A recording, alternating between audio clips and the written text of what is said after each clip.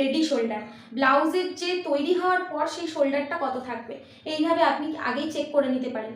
ঠিক আছে, আমাদের যে গলা, আমাদের যে গলা শেষ হচ্ছে না এইখান থেকে, তো এইখান থেকে আমরা কিন্তু এইভাবে ফিতে ধরে দেখে নেব যে তার কতটা রেডি শোল্ডার চাই।